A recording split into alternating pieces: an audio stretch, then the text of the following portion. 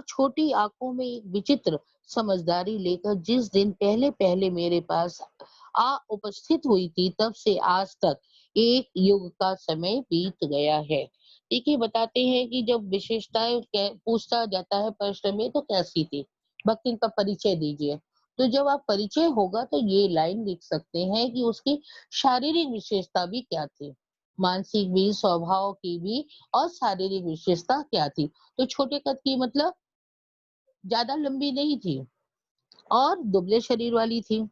ठीक है, उसके ओठ पतले-पतले थे, आँखें भी छोटी थी, लेकिन आँखें को देखने से लगता था कि पूरी दुनिया का अनुभव उसे है, उसमें समझदारी है, उसकी आँखों को देखने से लगता था। वो जब लेखिका के पास नौकरी करने के लिए आई थी, तो उस वो क्या बताती थी, वो बता रहे हैं, इससे शुरुआत कर रही है महादेवी वर्मा कि लगता था कि एक युग का समय हो गया है, बहुत समय बीत चुका है। पर जब कोई जिज्ञासु उससे इस संबंध में प्रश्न कर बैठता, तब वह पलकों को आधी पुतलियों तक गिराकर चिंतन की मुद्रा में ठुड्डी कुछ ऊपर उठाकर विश्वास भरे कंठ से उत्तर देती। मतलब जब पूछते कोई जिज्ञासु, मतलब कोई भी परिचित आता मिलने के लिए, या महादेवी वर्मा यहीं पर ही प्रयाग महिला विद्यापीठ में पढ़ाती थी। तो जहाँ रहती थी, जहाँ आसपास के लोग और लड़कियां छात्र छात्राएं आती थी, पूछती थी तुम कब से इनके साथ हो। तो वो पहले सोचती थी, और सोचने के बाद तब उन्हें क्या उत्तर देती थी, जो कि ये गलत है, पर क्या उत्तर देती थी। और ये देखिए, आंचलिक भाषा है। तुम पचे काका बताई, यही 50 वरिस के संग रही थी। मतलब उसने बताया कि तुम लोग को क्या बताया, हम 50 साल से साथ हैं। यहाँ भक्ति की निष्ठा, अपने स्वामी के प्रति, स्वामिन के प्रति कितना वो चाहती है, कितना लगाव है, ये भी दिखा रहे हैं। तो उससे अपना संबंध ज्यादा बता के अपना बता रही है कि कितने हम उनके निकट हैं। हम हिसाब से 75, अब जो है, अगर लेखिका कह रही है कि मैं अगर इसका हिसाब करूं, तो मेरी उम्र तो 75 साल की हो गई, जो कि इतने उम्र की नहीं है लेखिका। और वह 100 वर्ष की, वो भक्तिन है, वो 100 वर्ष की हो गई इस हिसाब से। भक्तिन गलत बता रही है। इस भक्तिन का पता नहीं, पता ही हो भी तो संभवतः वह मेरे साथ बीते हुए समय में रत्ती भर भी कम ना करना चाहेगी। मतलब अगर लेखिका उससे बताए कि नहीं, इतने वर्षों से नहीं, हम 20 साल से हैं, 15 साल से हैं, 30 साल से हैं, तो भक्ति जो है 1 वर्ष भी कम नहीं करेगी। इस तरह की है उनकी सेविका। भक्ति उनकी सेविका है। ठीक है? मुझे तो विश्वास होता जा रहा है कि कुछ वर्ष और बीत जाने पर वह मेरे साथ रहने के समय को खींचकर 100 वर्ष तक पहुंचा देगी। मतलब जैसे-जैसे और समय आगे बढ़ेगा, साल नहीं, कुछ समय बीतेगा, 2-4 महीने बीतेंगे, फिर कोई उससे पूछेगा तो वो धीरे से ही बता देगी कि हमारा जो है मेरी मालकिन है, उसका क्या है, 100 साल का संबंध है। ऐसा भक्ति कर देगी। चाहे उस हिसाब से मुझे 150 वर्ष की असंभव आयु पार क्यों ना ढोना पड़े। मतलब उस समय तब क्या होंगी, जब ऐसा पहुंचा देगी तो मैं क्या बन जाऊंगी, 150 साल की। क्या इतने साल कोई जीता है? तो यहाँ लेखिका अपने शब्दों में लिख रही है। साहित्यिक भाषा ये देख के चलिए, किसी को साधारण शब्द में लिख सकती है कि इस हिसाब से तो मैं 150 साल की हुई, लेकिन साहित्यिक ढंग से उन्होंने लिखा है। लिखने की एक कला है, तो ये भी समझते चलिए। सेवक धर्म में अंडरलाइन कर लीजिए। सेवक धर्म में हनुमान जी से स्पर्धा करने वाली भक्तिन किसी अंजना की पुत्री ना होकर, हनुमान की माँ का नाम था अंजना। तो यहाँ कह रही है कि वो अंजना की पुत्री नहीं थी, तो लेकिन हनुमान से स्पर्धा मतलब होड़ करती थी, उसकी प्रतियोगिता थी, उसकी होड़ थी, वो कंपटीशन करती थी कि मैं उनसे अच्छी भक्त हूँ अपने स्वामिन की, उससे अच्छी सेविका हूँ मैं। एक अनाम धन्या गोपालिका की कन्या थी, मतलब जिसका कोई नाम नहीं, ऐसी गोपालिका, मतलब नाम अभी नहीं मालूम कि क्या था। उसकी कन्या मतलब लड़की थी। नाम है लक्ष्मण। भक्तिन का असली नाम है लक्ष्मण, अर्थात लक्ष्मी। लक्ष्मी को अशुद्ध भाषा में गांव में उसे क्या कह के पुकारते थे, लक्ष्मण। लक्ष्मी नहीं कहते थे। पर जैसे मेरे नाम की विशालता मेरे लिए दुर्वह है, यहाँ लेखिका अपने बारे में कह रही है कि मेरे नाम की विशालता, महादेवी क्या है, एक विशाल नाम है, देवी जिसकी पूजा होती है, तो इनका नाम रखा गया महादेवी। यहाँ हम थोड़ा-सा बता देते हैं कि इनके घर में, महादेवी के घर में करीब 200 वर्षों से कोई लड़कियाँ नहीं पैदा हुई थी। और 200 करीब-करीब 200 साल के बाद जब ये लड़की पैदा हुई तो इनके पिता बहुत खुश हुए और उन्होंने अपनी लड़की का नाम महादेवी रख दिया। तो यहाँ लेखिका जो है, कहानीकार जो है, वो अपने बारे में कह रही है कि मेरे नाम की में बहुत विशालता है, देवी का रूप दिया गया है मेरे नाम का। और वैसे ही लक्ष्मी की समृद्धि भक्त इनके कपाल की कुंचित रेखाओं में नहीं बन सकी। जैसे लक्ष्मी नाम है, लक्ष्मी क्या होता है? समृद्धि की देवी है, धन की देवी है। लक्ष्मी को इसीलिए माना जाता है कि धन की देवी है, वो धन देती हैं। तो लक्ष्मी का नाम जो पड़ा वो भी बिल्कुल उल्टा है, नाम से वो विपरीत है, जैसे मेरा नाम मेरे मेरे से विपरीत है। वैसे तो जीवन में प्रायः सभी को अपने-अपने नाम का विरोधाभास लेकर जीना पड़ता है। जहाँ तक लेखिका ने कहानीकार ने अनुभव किया कि लोगों का जो नाम होता है उससे उल्टा ही जीवन में होता है। जहाँ तक इन्होंने अनुभव किया, उस अनुभव को उन्होंने शब्दों में ढाला है कि लोगों को विरोधाभास मतलब उल्टा ही काम होता है। जो नाम होता है, उल्टा ही काम होता है। पर भक्ति बहुत समझदार है। यहाँ वो उसकी विशेषता बता रही हैं कि वो समझदार है, क्योंकि वो अपना समृद्धि सूचक नाम किसी को बताती नहीं। जो उसका नाम है लक्ष्मी समृद्धि सूचक, वो नाम नहीं बताती है कि मेरा लक्ष्मी नाम है। केवल जब नौकरी की खोज में आई थी तब ईमानदारी का परिचय देने के लिए उसने शेष इतिवृत्त के साथ बता दिया। इतिवृत्त मतलब उसके जीवन की घटनाएं, उसकी कहानी। अब तक जो बीता जीवन में, उसकी कहानी बताते हुए उसने अपना नाम बताया और क्या प्रार्थना की कि मैं कभी नाम का उपयोग ना करूं, कभी भी लक्ष्मी के नाम से उसे ना पुकारूं। ये भक्ति ने प्रार्थना की थी लेखिका कौन? महादेवी वर्मा से कि मेरा ये नाम आप कभी मत लीजिए। उपनाम रखने की प्रतिभा होती तो मैं सबसे पहले उसका प्रयोग अपने ऊपर करती। यहाँ लेखिका अपने बारे में कह रही है कि अगर नाम बदल सकती तो मैं अपना नाम महादेवी हटाकर कुछ और कर दी होती। लेकिन उसने रिक्वेस्ट किया है, प्रार्थना किया है। उपनाम इस तथ्य को वह देहाती क्या जाने, मतलब गाँव से आई हुई है, वो देहाती ने वो क्या जाने कि मैं इस लायक नहीं हूँ कि मैं नाम रख सकूँ। इसी से जब मैंने कंठी माला देखकर उसका नया नामकरण किया, उसके गले में एक कंठी माला थी, उसको देखकर लेखिका ने उसका नाम रखा। वह भक्ति जैसे कवित्वहीन नाम को पाकर गदगद हो गई। लेखिका ने क्या नाम रखा? भक्ति। लक्ष्मी नाम हटा दिया और लेखिका ने कहा कि ठीक, मैं तुझे भक्ति के नाम से पुकारूंगी। तो वो बड़ी गदगद हो गई, मतलब खुश हो गई। कौन? लक्ष्मी, जिसे अभी तक गांव में सब जगह लक्ष्मी कहा जाता था, लक्ष्मिन कहा जाता था। आज वो लेखिका के घर आकर जब सेविका बन गई तो उसका नामकरण, मतलब नामकरण संस्कार जो नाम दिए जाते हैं, तो क्या पड़ा? भक्ति। अब इसी पर आधारित रखकर भक्ति जो है शीर्षक दे करके महादेवी वर्मा ने आगे की कहानी लिखी है। भक्तिन के जीवन का इतिवृत्त बिना जाने हुए उसके स्वभाव को पूर्णतः क्या अंशतः समझना भी कठिन होगा। भक्तिन को आप देख करके केवल बता नहीं सकते कि भक्तिन कैसी है। भक्तिन क्या, किसी को भी आप सामने देख लें और देख करके बिना कुछ जाने और कह दें कि ये व्यक्ति ऐसा है, इसका स्वभाव ऐसा है, क्या बता सकते हैं? वो सही निर्णय नहीं हो सकता है। वो जब तक आप उसके पीछे या उसके साथ रहकर कुछ बातें, उसका व्यवहार नहीं देख लेते, तब तक आप जो है नहीं सही निर्णय कर पाते हैं। तो यहाँ लेखिका ये समझा रही है। इतिवृत्त मतलब कहानी, जीवन की घटनाएं। याद रखिएगा, नोट कर लीजिए अपने बुक में। वह ऐतिहासिक झूसी में गांव प्रसिद्ध एक सूरमा की इकलौती बेटी थी। सूरमा मीन पहलवान। कहाँ की रहने वाली थी? झूसी में। ये प्रयाग की ही कहानी है। हाँ, प्रयागराज की ही कहानी है। तो झूसी में वो रहने वाली थी, एक पहलवान की इकलौती कन्या थी वो। लेकिन क्या हुआ? विमाता की किंवदंती बन जाने वाली ममता की छाया में, मतलब उसकी जो असली माँ थी वो मर गई थी। तो पिता ने, उस पहलवान ने दूसरी शादी कर ली। तो दूसरी शादी क्या हुई? विमाता मतलब सौतेली माँ। सौतेली माँ ने क्या किया?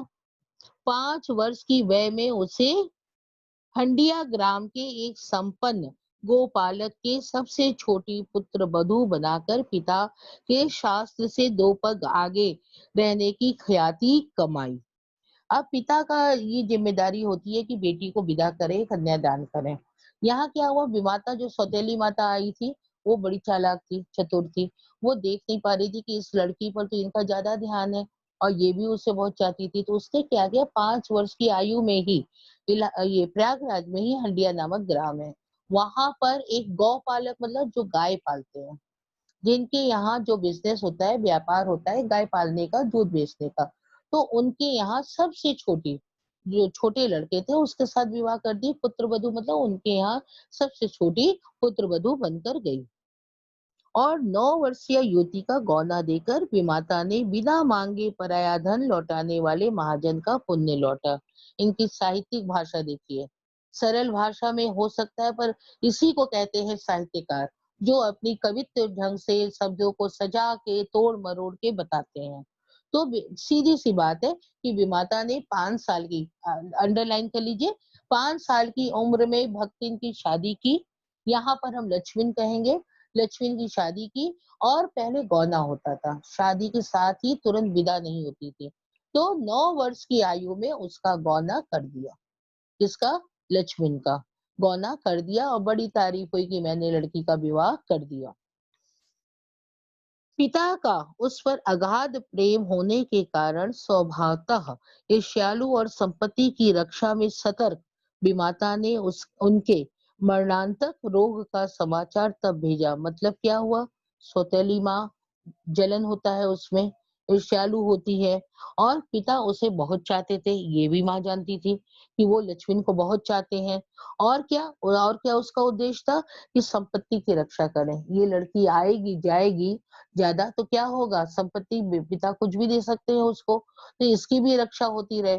तो पिता ने, वो माता ने क्या किया, पिता मरणांतक रोग मतलब उनको रोग हो गया, बहुत बीमार हो गए, मतलब यहाँ तक कि मरने के करीब आ गए। लेकिन सौतेली माता ने उसके पास, भक्तिन के पास ससुराल में खबर नहीं भेजी कि उसके पिता बीमार हैं, असाध्य रोग हो चुका है। जब वह मृत्यु की सूचना बन चुका था, तब तक नहीं भेजा कि पिता बीमार है कि ये आ ना जाए। और जब मृत्यु हो गई पिता की, तब ये समाचार भेजा कि पिता मर गए। रोने पीटने के अपशकुन से बचने के लिए सास ने भी कुछ ना बताया। अब सास भी, वो भी चालाक थी कि भक्तिन सुनेगी कि पिता मर गए हैं तो रोएगी। तो रोए धोए ना, इसलिए जो है क्या कहा सास ने उससे, बहुत दिन से नेहर, नेहर मतलब मायके, नेहर नहीं गई सो जाकर देख आवे, यही कहकर पहना उड़ाकर सास ने उसे विदा कर दिया कि बहुत दिन से तुम अपने मायके नहीं गई हो, जाओ जाके उनसे मिल आओ। और अच्छे से कपड़ा उपड़ा पहनाकर उसे विदा किया कि जाओ मैके हो आओ। इस अप्रत्याशित अनुग्रह ने उसके पैरों में जो पंख लगा दिए, वे गांव की सीमा तक पहुंचते ही झड़ गए। मतलब पंख लगा दिए पाँव में, मतलब बहुत तेजी से भागी कि अरे मैं पिता से मिलूंगी, अपनी पिता, उसे वही तो मोह था पिता का ही। तो मेरी सास ने आज पिता से मिलने को कहा, तो पाँव में पंख लग गए, मतलब जल्दी से जल्दी वो अपने घर तक पहुंचना चाहती थी। हाँ, इसके बाद क्या हुआ, जब वो गांव पर पहुंची तो उसके धीरे धीरे क्या हो गया, झड़ गए। मतलब क्या हुआ, धीरे धीरे उसके कान में कुछ बातें आने लगी। जो वो उल्लास था, खुशी था, धीरे धीरे जो खुसुर पुसुर लोगों में हो रहा था, वो कुछ समझ रही थी कि क्या हुआ है। हाय लक्ष्मण अब आई, लोग ऐसे कह रहे थे कि स्पष्ट पुनरावृत्ति और स्पष्ट सहानुभूति दृष्टिया उसे घर तक ठेल ले गई। मतलब इस तरह की बातें होती रही और वो जो है घर की तरफ बढ़ती रही। पर वहां न पिता का चिन्ह शेष था, न विवाता के व्यवहार में शिष्टाचार का लेश था। अंडरलाइन कर लीजिए, वहां न पिता का चिन्ह शेष था, मतलब पिता मर चुके थे, वो तो मिल नहीं सकते थे, अब वो प्यार दुलार क्या करते। हाँ, तो मतलब उनका चिन्ह शेष नहीं था। और क्या था, विमाता, वो सौतेली माँ थी, अब अपने रूप में आ गई। जब पिता नहीं है, कोई दबाव नहीं है, तो वो अपने रूप में आ गई। तो उनका भी व्यवहार अच्छा नहीं था। दुख से शिथिल और अपमान से जलती हुई वह उस घर में पानी भी बिना पिए उल्टे पैरों ससुराल लौट पड़ी। उसी दिन भक्तिन को बहुत दुख हुआ कि अभी तक मुझे कुछ नहीं बताया गया, मुझे नहीं बुलाया गया, मैं पिता से मिलने भी नहीं आ सकी, वो इतने बीमार थे। तो दुख हुआ और क्या हुआ, अपमान हुआ कि माँ ने उससे अच्छा व्यवहार नहीं किया, कोई शिष्टाचार की बातें नहीं की, तो इससे क्या हुआ, अपमान हुआ। तो भक्तिन इतनी स्वाभिमानी थी, चरित्र की विशेषता है कि इतनी स्वाभिमानी थी कि उसने उस घर में, जो मायका कहा जाता है, उस घर में उसने पानी भी नहीं पिया और उल्टे पाँव अपने ससुराल आई भगते, ठीक है। सास को खरी खोटी सुनाकर उसने विमाता पर आया हुआ क्रोध शांत किया। अब घर आकर उसने अपनी सास को खूब सुनाया कि हमने आपने सही बात नहीं बताई, ये सब करके उसने बहुत बात सुनाया और जो क्रोध था वो उसने इस ढंग से उसका शांत हुआ। पति के ऊपर गहने फेंक फेंक कर पिता के चीर बिछोह की मर्म व्यथा व्यक्त की। अब जब गुस्सा आया था और दुख है तो वो कैसे व्यक्त करे, तो उसका जो पति था वो बेचारा झेला, उसने अपने जेवर खोल खोल कर सब उसके ऊपर फेंक कर मारती गई और जो मन आया कहती गई। तो वो जो पिता का दुख था, इस ढंग से उसका दुख निकला पति को मार मार कर दूसरे वे में। जीवन के दूसरा परिच्छेद, ये था पहला परिच्छेद मतलब पहला भाग। जीवन के 4 भाग भक्तिन के बताए हैं लेखिका ने। तो पहले भाग में उसकी शादी, गौना और उसका दुख इतना बताया कि पहले भाग में क्या था। अब दूसरा भाग शुरू होता है भक्तिन के ससुराल से कि वहां उसने क्या झेला। अब ये दूसरा भाग शुरू है। जीवन के दूसरे परिच्छेद में भी सुख की अपेक्षा दुख ही अधिक है, मतलब दुख ही झेला है यहाँ भी। जब उसने गेहुए रंग की बटिया जैसी मुख वाली पहली कन्या के 2 संस्करण और कर डाले। अर्थ समझिए, एक लड़की हुई गेहुए रंग की, बटिया जैसे मुख, हाँ एकदम सपाट, ऐसी 2 कन्या के संस्करण, मतलब टोटल कितने हो गए उसके, 3 कन्या। एक बिटिया पहले हो गई थी, वैसे ही 2 संस्करण और कर डाले, अर्थात भक्तिन के 3 पुत्रियां थी। तब सास और जिठानियों ने ओठ बिचकाकर उपेक्षा प्रकट की। बड़ा घमंड था उन लोगों को, सास को भी जिठानियों को भी, कि उनके लड़के हैं। तो उन्होंने बड़ा मुंह मुचका के कहा कि ये क्या है, 3-3 लड़कियों को इसने जन्म दिया। उचित भी था क्योंकि सास, ये बता रहे हैं कि क्यों मुंह बिचकाया। सास 3-3 कमाऊं वीरों की विधात्री बनकर मछिया के ऊपर विराजमान थी। मतलब वो राजमाता का रूप ले चुकी थी। क्यों? क्योंकि उनके 3 पुत्र थे और तीनों कमाऊ थे। तो सास जो है एकदम जो है राजरानी, राजमाता के रूप में विराजमान थी। पुरखिन के पद पर अभिषेक हो चुकी थी। अभिषेक मतलब तिलक लगाना, अभिषेक होना। तो ऐसी राजमाता के रूप में वो अभिषेक हो चुकी थी। दोनों जिठानियां काकभुसुंडी जैसे काले लालों को क्रमबद्ध सृष्टि करके इस पद के लिए उम्मीदवार थी। काकभुसुंडी मतलब बिल्कुल काले, काले काले। कितने बेटों को, 2 बेटों को उन्होंने क्या किया था, पैदा किया था। और इस पद के मतलब उन्होंने बेटों को पद वो पैदा किया है, जन्म दिया है, इसलिए उनका मान था। लेकिन भक्तिन का मान इसलिए नहीं था क्योंकि उनकी 3 लड़की थी। तो यहाँ देखो समाज की एक समस्या बता रहे हैं, बेटे और बेटी में भेदभाव। बेटा होने से क्या होता है, बेटी होने से क्या होता है, ये सब भेदभाव यहाँ पर दिखा रहे हैं। अब आगे भी देखिए, काले लालों की क्रमबद्ध छोटी बहू के लीक छोड़कर चलने के कारण उसे दंड मिलना आवश्यक हो गया। अब भक्ति की 3 जब पुत्रियां हैं तो उसको क्या दंड मिलना मिलना है, ये आगे देखिए कि दंड मतलब क्या सजा दी जाए कि उसने 3-3 लड़कियों को जन्म दिया। जिठानियां बैठकर लोक चर्चा करती, मतलब आपस में पड़ोसियों के बाद पास बैठ करके लोक चर्चा मतलब गप्पे हाँकती, अपना समय पास करती, कोई काम काज नहीं करती थी। उसके काले कलूटे लड़के धूल उड़ाते, वह मट्ठा फेरती, कूटती, पीसती, रांधती और उन्हीं नन्ही लड़कियां गोबर उठाती, कंडे पाती। देखो लड़के भी मौज मस्ती कर रहे हैं, धूल उड़ाते खेलते रह रहे हैं। जो उनकी माँ है मतलब जेठानियां, वो भी पास पड़ोस से बैठ करके गप्पे हाँक रही है। और दंड के स्वरूप भक्तिन के हिस्से क्या आया, मट्ठा बनाती थी, कूटना पीसना आदि रहता था, आटा रांधना रहता था। और भक्तिन की लड़कियां भी क्या काम करती थी, छोटी छोटी लड़कियां गोबर उठाती थी, उससे कंडे बनाती थी। जिठानियां अपने भात पर, भात मतलब चावल, भात पर सफेद राब रखकर गाढ़ा दूध डालती। राब मीन मलाई। गाढ़ा गाढ़ा दूध का जो मलाई होता है, अपने चावल पर मलाई रख देती और उसके ऊपर दूध भी डाल देती और अपने लड़कों को औटते हुए दूध पर से मलाई उतार कर खिलाती। मतलब अपने बच्चों को, लड़कों को जेठानियाँ क्या करती थी, मलाई, दूध ये सब खिलाती थी जेठानियाँ। ये अंतर था, ये दिखा रहे हैं कि उस समय के समाज में किस प्रकार बेटे और बेटियों में भेद किया जाता था, अंतर किया जाता था और जो बेटी को पैदा करे उसके लिए भी क्या सजा होती थी। ये भी थोड़े से शब्दों में महादेवी वर्मा ने समझाया है। वह काले गुड़ की ढली के साथ कटौती में मट्ठा पाती। एक मिट्टी का जो कटौती होता है, लकड़ी का होता है, उसमें थोड़ा-सा मट्ठा उसे मिल गया, हाँ, जिसमें से मक्खन निकाल लिया जाता था और काला गुड़ दिया जाता था उसे खाने के लिए। किसको? भक्तिन को। और उसकी लड़कियाँ क्या पाती थी? चना, बाजरा की घुघरी।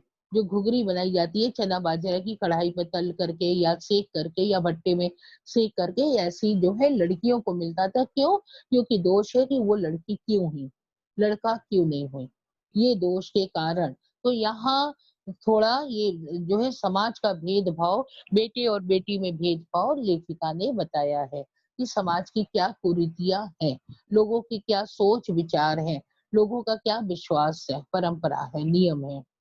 आगे पेज नंबर 81। इस विधान के भीतर कोई ऐसी धारा नहीं है जिसके अनुसार खोटे सिक्कों की टकसाल जैसी पत्नी से पति को विरक्त किया जा सके। मतलब सास, जेठ, जेठानी ये सब चाहते थे कि इसका पति भी इसे ना माने। तो चुगली करना, आपस में लड़ाई लगवाना ये सब उन्होंने बहुत किया। लेकिन उन्होंने पति को, पति के मन को भटका नहीं पाए। वो अपने चाल में, षड्यंत्र में कामयाब नहीं हुई। विरक्त नहीं किया जा सके मतलब पति अपनी पत्नी को मानता था।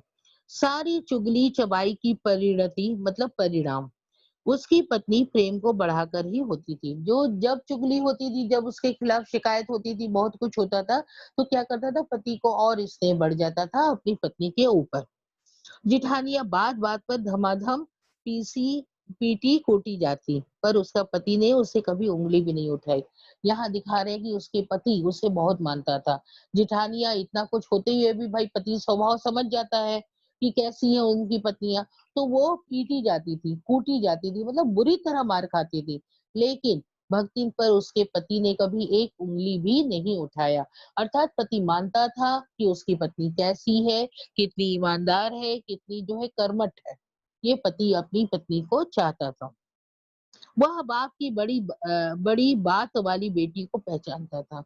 वो जानता था कि ये अपने पिता की कितनी दुलारीन है। मतलब उसका पति जो है जानता था कि भक्तिन कितनी दुलारीन है अपने बाप की और कितनी अच्छी है। इसके अतिरिक्त परिश्रमी है। यहाँ देखो अंडरलाइन करते चलो कि चरित्र की विशेषता में ये सब भी आएगा कि भक्तिन परिश्रमी है, तेजस्विनी है और पति के प्रति रोम रोम से सच्ची है। मतलब ईमानदार है, पति को झूठ बोलना, चालाकी करना, तरह तरह की बातें ये सब जो है उसे पसंद नहीं है। भक्ति ईमानदार है।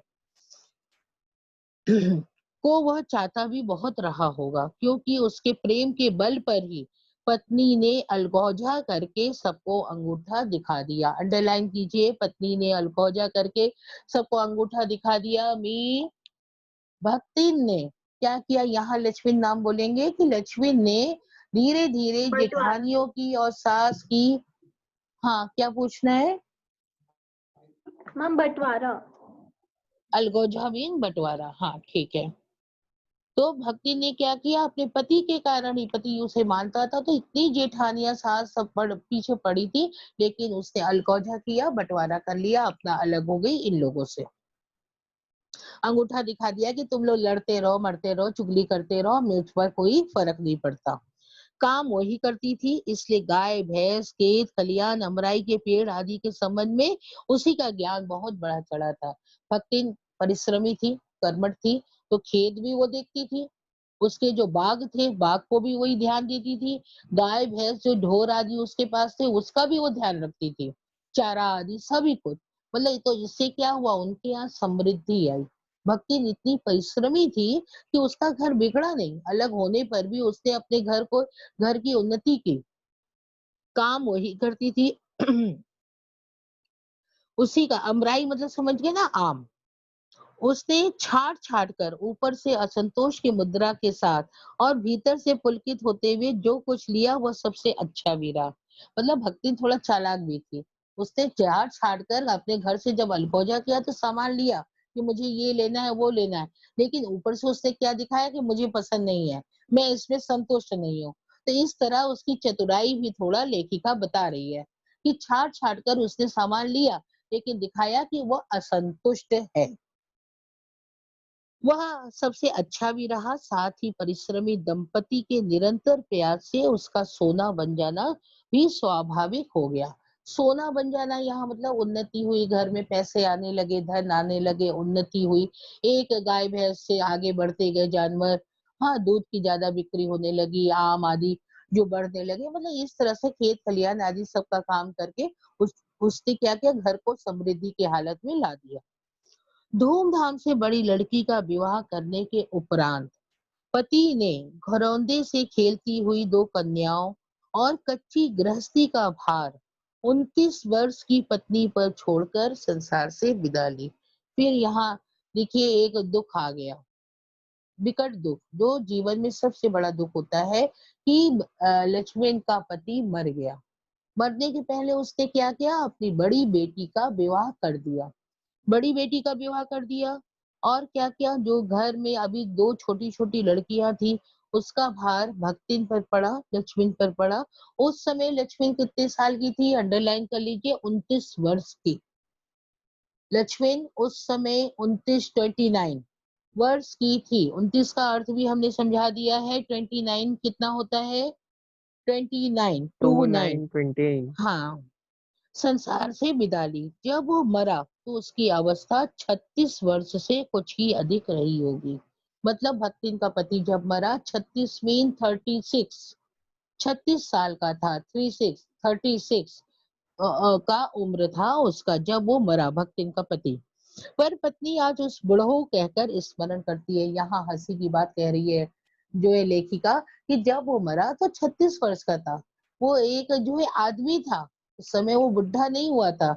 लेकिन भक्ति अब धीरे धीरे बुढ़िया होती जा रही है, उसकी उम्र बढ़ती जा रही है, तो अपने पति के लिए भी सोच रही है कि उस स्वर्ग नरक जहाँ भी गया होगा वहां भी उसकी उम्र बढ़ रही है, तो वो भी अब बुढ़ा हो गया होगा।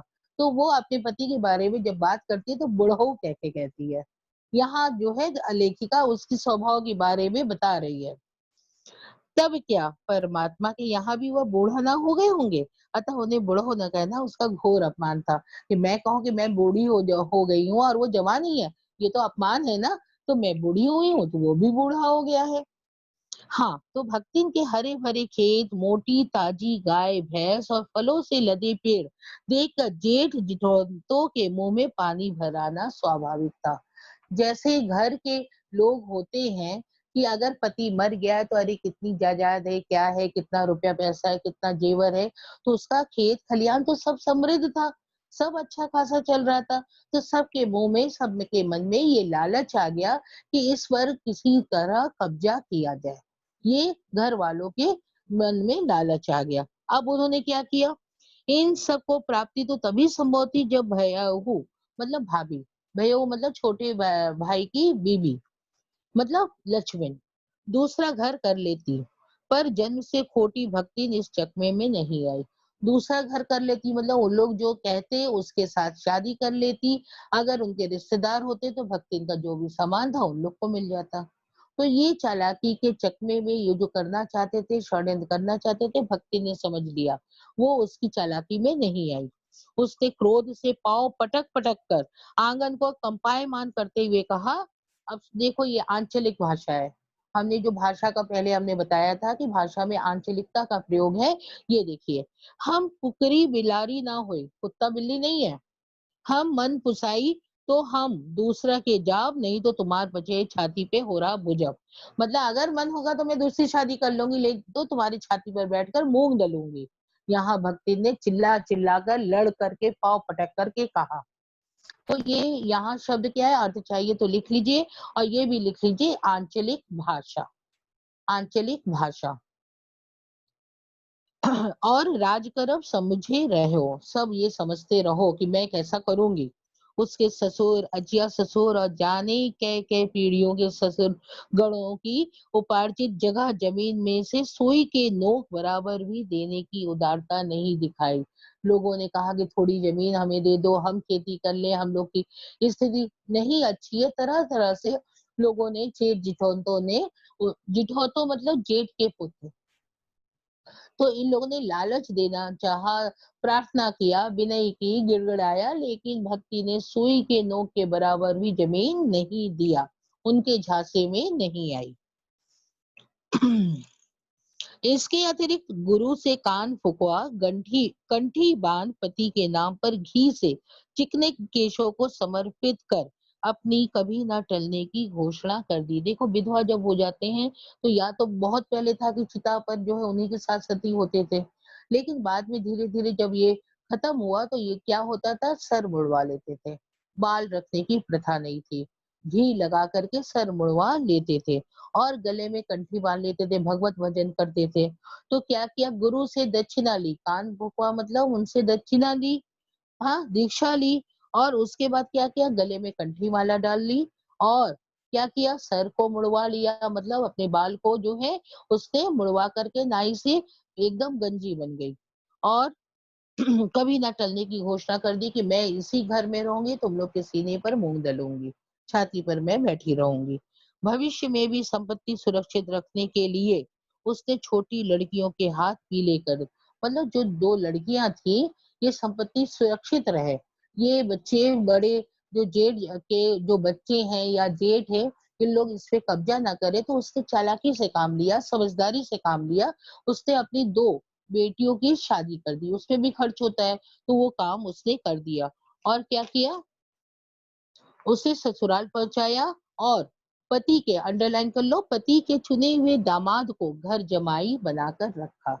जो बड़ी लड़की थी उसको घर ले आई, और उसके पति, वो जो घर जमाई हो गया, मतलब जो जिस लड़की की शादी कर देते हैं उसके पति को जब अगर अपने साथ रख लेती है माँ, तो उसे कहते हैं घर जमाई। तो लड़की को और उसके पति को अपने घर ले आई। इस प्रकार उसके जीवन का तीसरा परिच्छेद आरंभ हुआ। दो भाग खत्म हो गए, अब ये तीसरा, अभी दो भाग बचे हैं। लेखिका ने चार भाग के बारे में बताया है, चार परिच्छेद भक्त इनके जीवन की। तो दो हमने बता दिया, आशा है कि आप लोग ने सब समझ लिया होगा। रिएक्शन दीजिए कि आपने ये सब समझ लिया है, ठीक है, ओके। चलिए अब हम आगे बढ़ते हैं, अब ज्यादा टाइम नहीं है। भक्तिन का वह दुर्भाग्य भी उससे कम हटी नहीं था। तीसरा भाग्य में भी उसके पास परेशानियां आने लगी। हर परिच्छेद में देखो कितनी परेशानी आ रही है, लेकिन भक्ति हिम्मती है, धैर्यवान है, समझदार है। क्या करना है, किस परेशानी को कैसे झेलना है, वो अपने समझ से करती है, वो समझती है। अब आगे क्या परेशानी आई, उससे कम हटी नहीं था। इसी से किशोरी से युवती होते बड़ी लड़की भी विधवा हो गई। जिसको उसने अपने पास रखा, दामाद को, वो दामाद भी मर गया, मतलब लड़की विधवा हो गई। भयऊ के पार न पा सकने वाले जेठों और काकी को परास्त करने वाले कटिपत डिठौतों ने आशा की एक किरण देख ली। अभी तक वो तैयार थे कि किसी तरह लक्ष्मी दूसरी शादी कर ले, तो उनके जमीन जायदाद पर हमारा हक हो जाएगा। अब वो तो लड़ गई एकदम, अटल रही कि मुझे शादी नहीं करना है। अब क्या हुआ, उन्हें एक आशा की किरण दिख गई। क्या, उनकी बहन, ये भक्तिन की लड़की उनकी बहन हुई। अब ये विधवा हो गई है, तो चलो इसके, अब इसके ऊपर हावी होते हैं। तो जेठ ने भी और जेठ के जिठौतों मतलब उनके पुत्रों ने भी अब क्या षड्यंत्र रचा, आगे देखिए। विधवा बहन के गठबंधन के लिए बड़ा जिठौत अपने तीतर लड़ाने वाले साले को बुला लाया। बड़ा जेठ का जो बड़ा लड़का था उसकी भी शादी हो गई थी। वो अपने साले मतलब बीवी के भाई को बुला लाया। वो कुछ नहीं करता था, आवारा था, तीतर उड़ाता था, तीतर लड़ाता था। पहले ये सब होता था, कबूतरबाजी, पतंगबाजी, तीतरबाजी, ये सब होती थी। तो वो लड़का जो कुछ नहीं करता था, आवारा था, उसको ले आया कि इस लड़की का शादी इससे कर दी जाए। तो चाल रहेगा उसके साथ, वो तो कुछ जानता नहीं है, वो लड़का आवारा है, तो वो जमीन जायदाद पर उन लोग का हक होगा। इस ढंग से इन्होंने चालाकी की, क्योंकि उसका हो जाने पर सब कुछ उन्हीं का तो अधिकार में रहा।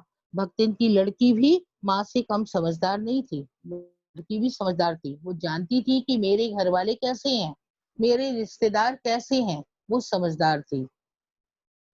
इसी से उसने वर को नापसंद कर दिया। वर कौन? ध्यान रखिए, यहाँ वर पर लिख लीजिए, जेठ के बड़े लड़के के साले, जो तीतरबाज था, उसको नापसंद कर दिया, उसने नहीं स्वीकारा। बाहर के बहनोई का आना चचेरे भाइयों के लिए सुविधाजनक नहीं लगा। बाहर के बहनोई का आना, ये बहन थी, इसका जो भी पति होता बहनोई होता, तो बाहर के मतलब अन्य गांव में और लोगों से, दूसरे गांव से या किसी लड़के से वो शादी करे, ये उन लोग को पसंद नहीं था। क्यों? क्योंकि फिर तो उसकी चलती, ये जमीन जायदाद तो फिर उसका होता, ये लोग तो कुछ नहीं ले पाते, तो इसलिए उन लोग को पसंद नहीं आया, रास नहीं आया। भक्तिन की लड़की, ये हो गया। अतः यहाँ प्रस्ताव जहां का तहां, मतलब प्रस्ताव आता था और लोगों का प्रस्ताव आता था, लेकिन ये प्रस्ताव वहीं का वहीं रुक गया। तब ये दोनों माँ बेटी खूब मन लगाकर अपनी संपत्ति की देखभाल करने लगे, और मान न मान मैं तेरा मेहमान की कहावत चरितार्थ करने वाले वर के समर्थक उसे किसी न किसी प्रकार पति की पदवी पर अभिषिक्त करने का उपाय सोचने लगे। मतलब इन लोग की चालाकी, इन लोग का षड्यंत्र, इन लोग का चाल चलता रहा। इन लोग कोई ना कोई उपाय सोच रहे थे कि किस तरह इस तीतरबाज को इसका पति बना दे, भक्त इनकी लड़की का पति बना दे। यहाँ एक बात आपको बता रहे हैं, मान न मान मैं तेरा मेहमान, देखिए लोकोक्ति है। तो भाषा के विषय में आए, जैसे क्वेश्चन आता है कि भाषा क्या है, शैली क्या है। मान न मान मैं तेरा मेहमान लोकोक्ति है, तो भाषा में आप लिखिएगा कि मुहावरेदार है, कहावत भी है। इस ढंग से भाषा में आप लिखेंगे। जगह जगह हम बीच बीच में समझाते चल रहे हैं, तो उसको नोट भी करते चलिए। अब हम रख के यहीं पर ही हम समाप्त करते हैं, आज ये पूरा नहीं हो पाएगा, तो हम कल पढ़ाएंगे। कल भक्तिन आगे हम कंटिन्यू करेंगे, हम आपसे कुछ प्रश्न पूछेंगे।